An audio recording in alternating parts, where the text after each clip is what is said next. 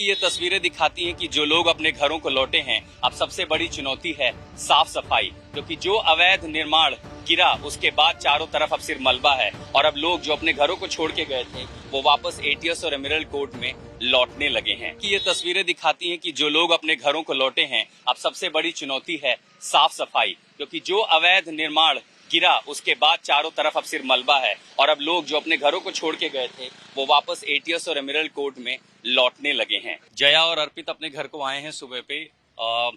जब आप छोड़ के गए थे कितने समय पहले तो बताएं, घर छोड़ के गए थे? हम लोग परसों यहाँ से गए थे शाम को। परसों ही चले गए परसों थे। ही। आप भी चले गए साथ में? कहाँ थे? दिल्ली में? दिल्ली से बाहर? नहीं यही पे अड्डा में अच्छा, आसपास में थे। वेबकैम वगैरह लगाया था आप लोगों ने भी घर में?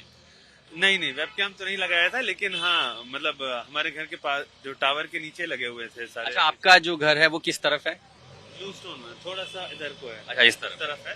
प्रोटेक्शन के लिए बालकनी वगैरह आप लोगों ने भी कवर की? सब कवर करी थी, पूरा घर सील किया था। अच्छा, मन में फिक्र था जब आप यहाँ से जा रहे थे कि क्या होगा, धमाका होने वाला है, ब्लास्ट होगा, इतना एक्सप्लोसिव है? जी, बहुत बड़ा मतलब डर था अंदर से कि पता नहीं क्या होने वाला है, क्योंकि वो बिल्डिंग भी ऐसी कुछ छोटी तो थी नहीं कि गिरेगी तो इम्पैक्ट नहीं आएगा। बहुत ज्यादा डर था और जितना डर था उस हिसाब से कुछ भी नहीं हुआ। जब आप आज सुबह आए, घर का ताला खोला, उस समय मन में क्या चल रहा था? यही डर था एक कि कहीं घर में कुछ रिपोर्ट्स रात में हमें पता चली थी कि एक दो शीशे टूटे या कुछ, या पास के टावर्स वाली। तो हमें ये था कि शायद कुछ घर में किसी तरह का कुछ हिला हुआ, इसीलिए हम जैसा हमारी वाइफ बता रही थी अभी कि हम शीशे के सामान को नीचे रख के गए थे, वॉल हैंगिंग्स को नीचे रख के गए थे, जो गाइडलाइंस में भी था। लेकिन जब खोला तो हमें यही डर था कि कहीं कुछ डैमेज ना हो। अभी जैसे दरार और इस बड़ी चीजें, ऐसा कुछ नहीं, ऐसा कुछ तो अभी। जब दरवाजा खुल रहा था, एक एक सेकंड का वो लम्हा, दिमाग में क्या चल रहा था और सामने जब दिखा, रिएक्शन कैसा था उस समय? बहुत ज्यादा डर था। घर साफ करके छोड़ के गई थी और वैसा ही मिला। एकदम साफ था? एकदम साफ था। डस्ट पार्टिकल कुछ भी डस्ट साफ? पार्टिकल्स बालकनी में हैं, लेकिन वो इतना इम्पैक्ट नहीं डाल रहे हैं क्योंकि घर अंदर से एकदम साफ है। तो घर वालों को आपने, बाकी परिवार वालों को बता दिया कि सब ठीक है? सबको बता दिया, सब कुछ ठीक है।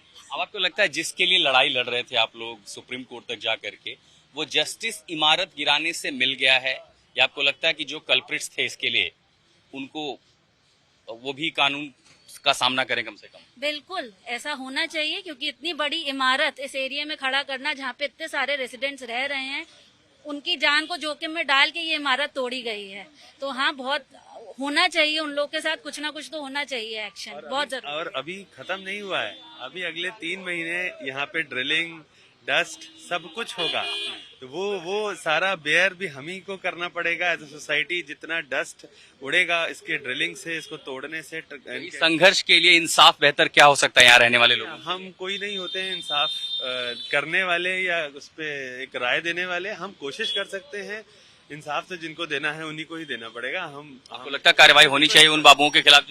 देखिए, रियल एस्टेट सेक्टर एक तरीके से एक 2009-10 का एक पीरियड था जिस समय रियल एस्टेट सेक्टर से बड़ा कोई सेक्टर भी नहीं था। अगर देखा जाए तो हर बिल्डर अपने आप में एक शहंशाह की तरह बिहेव करने लग गया था। तो कुछ हद तक उस चीज पे एक लगाम लगेगी कि कोई भी कुछ भी नहीं कर सकता, किसी भी तरह के अप्रूवल्स नहीं ले सकता। अभी भी कितनी सोसाइटीज हैं, कितने टावर्स हैं जहाँ पे रजिस्ट्रीज नहीं हो रही हैं, ऑक्यूपेशन सर्टिफिकेट्स नहीं मिल रहे हैं। मेरा खुद का एक आम्रपाली में फंसा हुआ है, जो वो जब मिलेगा तब मिलेगा वाले सिचुएशन में है। उसमें भी कई सारी चीजें, इश्यूज हैं। बट वो इस तरह की लड़ाई जब तक एज ए जनता की तरह हम लोग जो लोग रिप्रेजेंटेटिव्स हैं, जब तक हम लोग उस चीज को पुश नहीं करेंगे, कि और मेरी अपील रहेगी सभी लोगों से कि जब तक आप लोग अपनी तरफ से पुश नहीं करेंगे, सुनने वाला लोग कमी है। लड़ाई जारी रहेगी। फिलहाल आप लोगों को मेरी शुभकामनाएं। देखिए, सब कुछ, जो पूरी सड़क काली हुआ करती थी वो सफेद हो चुकी है और ठीक पीछे भ्रष्टाचार की वो इमारत, वो ट्विन टावर जो कभी यहाँ पर लोगों के लिए मुसीबत का सबब बनी थी, उसे गिरा दिया गया है। लोगों के लिए ये जीत है, लेकिन अगले 3 महीने चुनौती भरे होंगे। चुनौती इसलिए क्योंकि पूरा मलबा खाली करना है 3 महीने के अंदर, और अभी भी स्ट्रक्चर, इमारत तो गिर गई, लेकिन उसके बावजूद 3 से 4 मंजिला ऊंचा ये पूरा डेबरी है, पूरा मलबा है जिसमें सीमेंट है, सरिया है और पूरा स्ट्रक्चर आप समझ सकते हैं कंक्रीट से बनी एक इमारत। और इसीलिए इन बड़ी बड़ी मशीनों को अंदर एमरल्ड कोर्ट सोसाइटी के ले जाया जा रहा है, पीछे के रास्ते से ऊपर टेक के उस ट्विन टावर को, क्योंकि अब जो बड़ा ढांचा है उसको कई जगह ड्रिलिंग करनी पड़ेगी, कई जगह उसे काटने पड़ेंगे, छोटे छोटे टुकड़े होंगे ताकि ट्रकों से हटाया जा सके।